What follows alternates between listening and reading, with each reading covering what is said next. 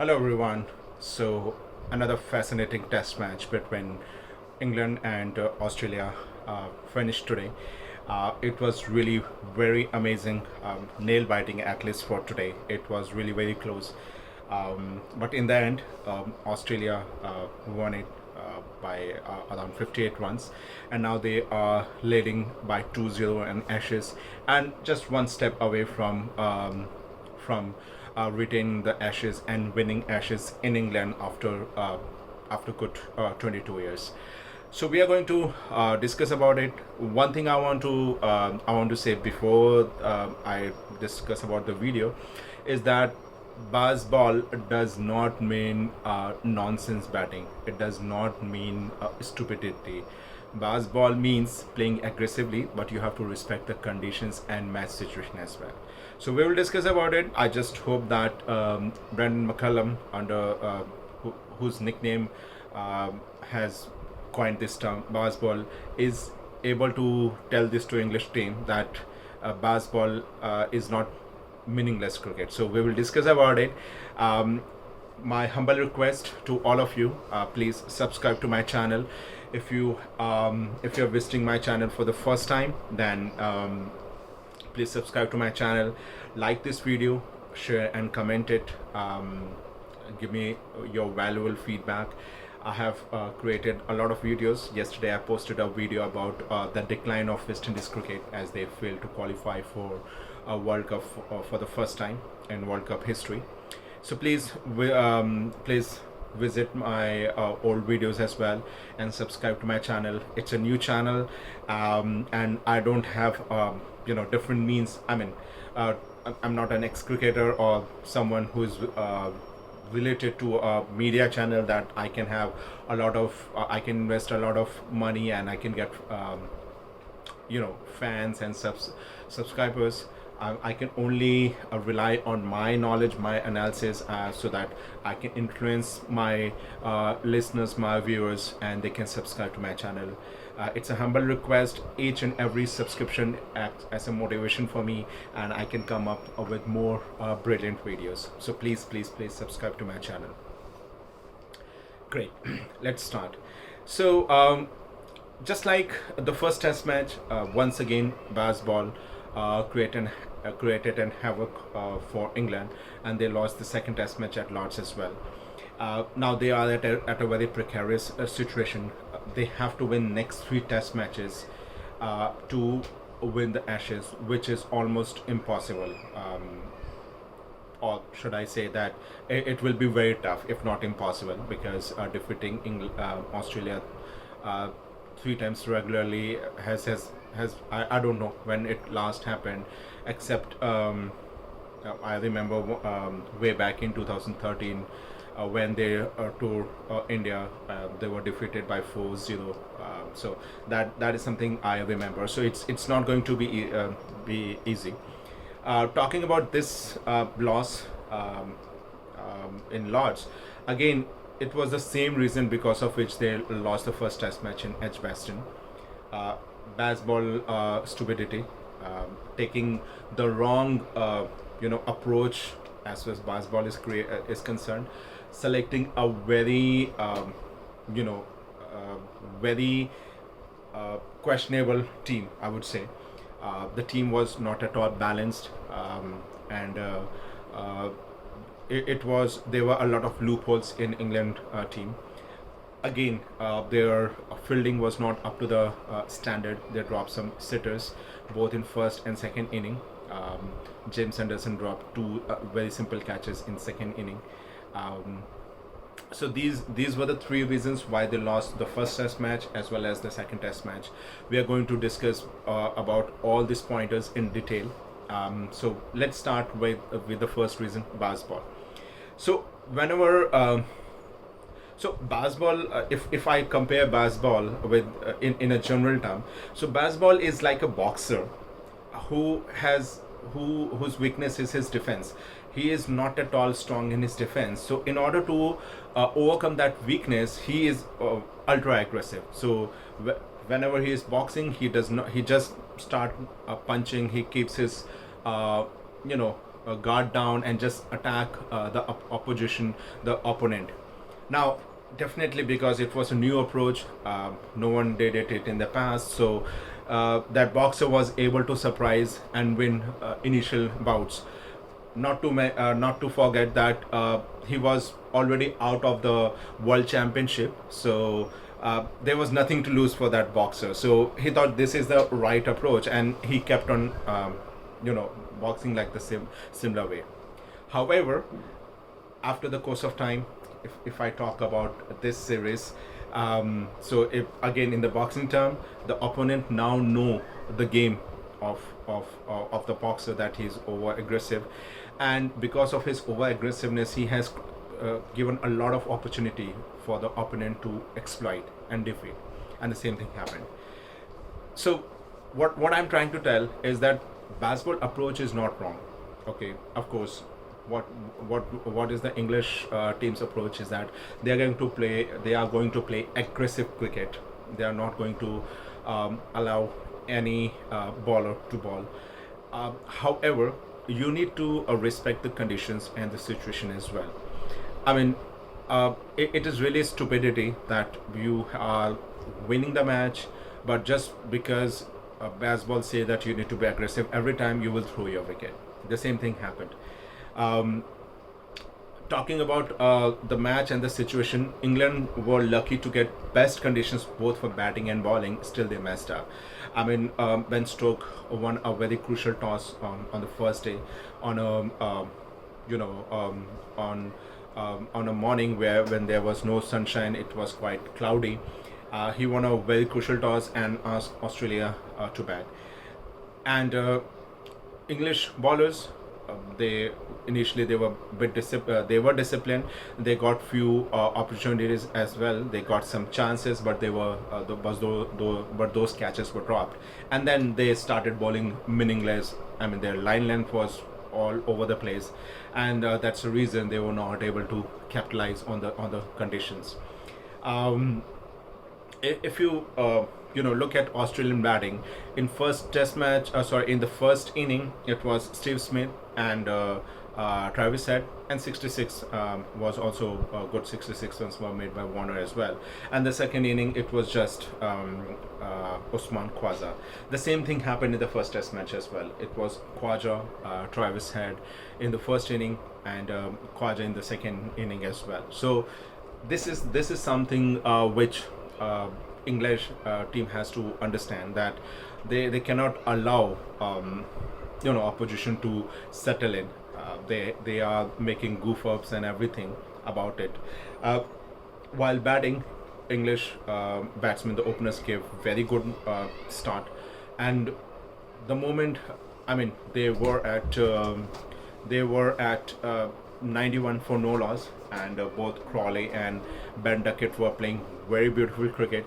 But Crawley, he just threw his wicket on a very very simple ball. He just, without gauging the bounce and the line and how much ball is going to turn, he just stepped out and was beautifully stunned by Alex Carey.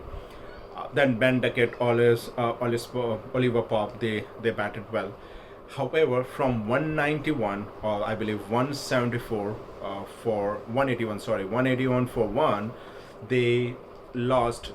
They ended up at 325 for all out, and that was the reason why England lost this test match. I mean, they were very beautifully placed to take first inning lead. If not a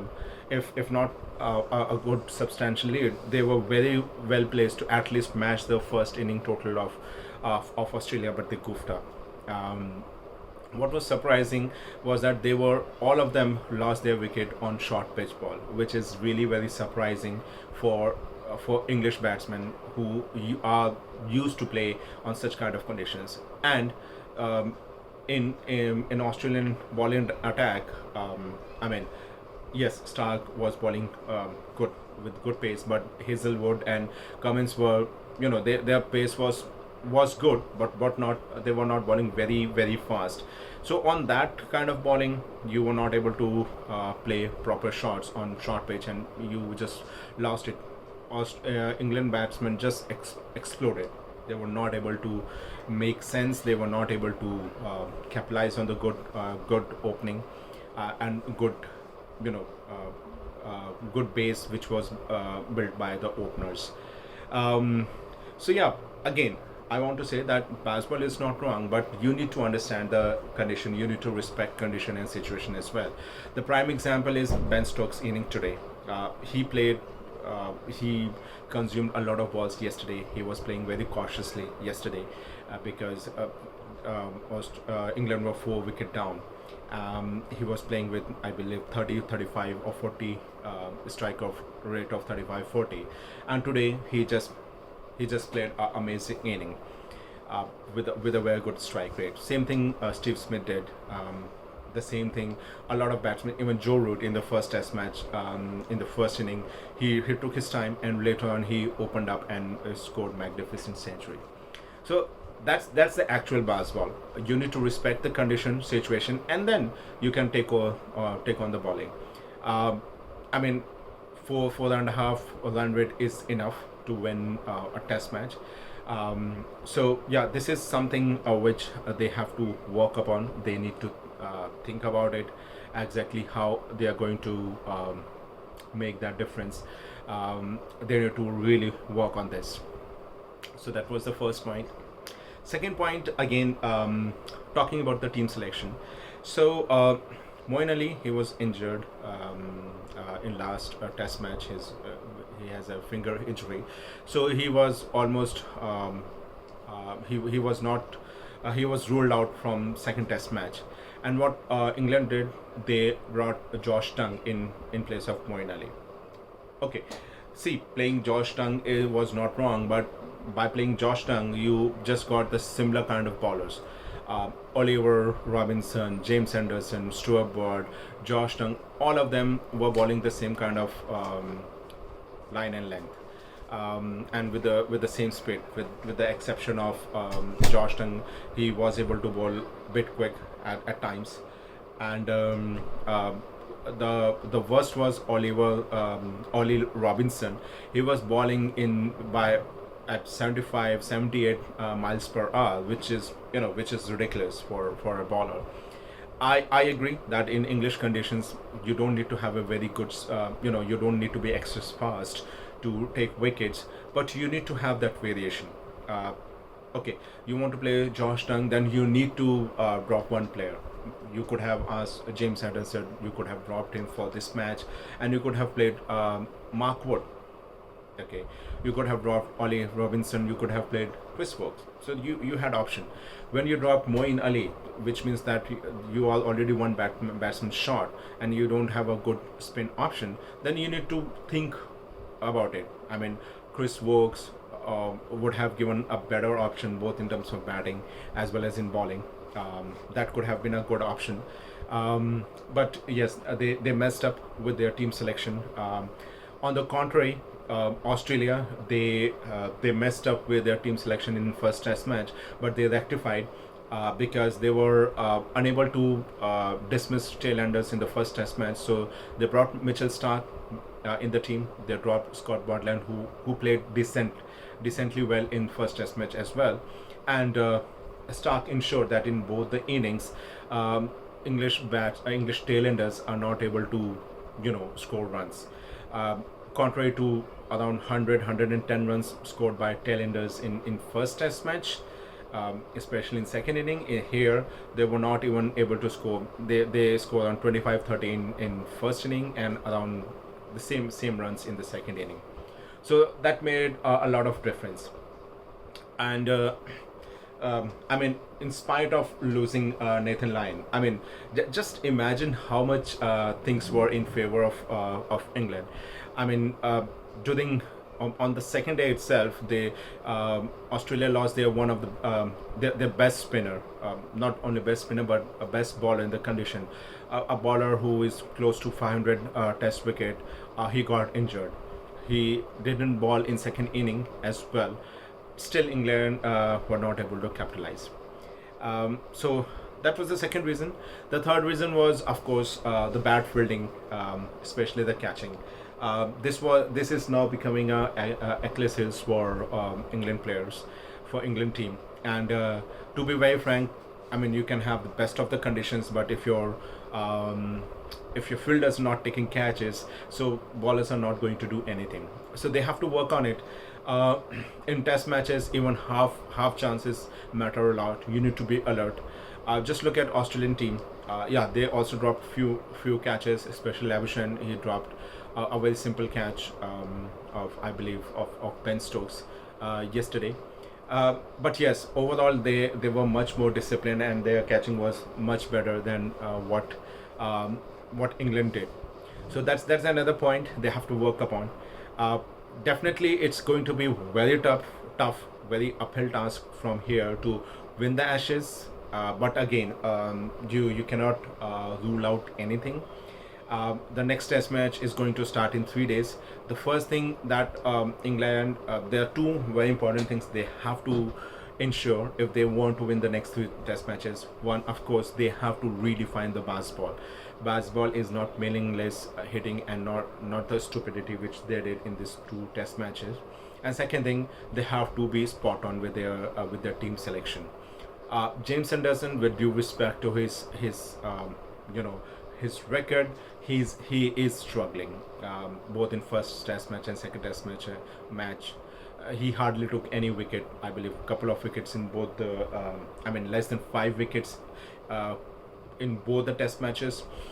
He dropped 2 catches as well, which by God grace was not that costly for England, but it could have been worse. So these are few things they have to work upon. They have to figure out the right team combination. For me, if as the match is in heading leads, they have to have a spinner in the team. I believe Moeen Ali is fit, so he will be back in the team, and I think they will drop James Anderson or Oliver Robinson, one of either Anderson and Robinson, and they will bring if Moeen Ali is fit, then definitely they will bring Mark Wood for his team.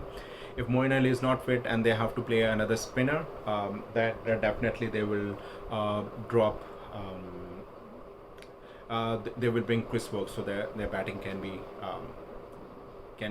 be long. So yeah, that's all in today's video. Really, congratulations to Australia. Again, I will not say that they played amazingly well in both the test matches. Their performance was pretty average compared to their standards, but yes, they have won both the test matches. They were resilient, especially both like I said that England got most favorable, better conditions both for batting and bowling. Still, Australian batsmen, they were more resilient. They understood the condition, they respected it, and that's the reason they were able to cash in. So thank you very much for watching this video. Once again, please subscribe to my channel, and good night, take care.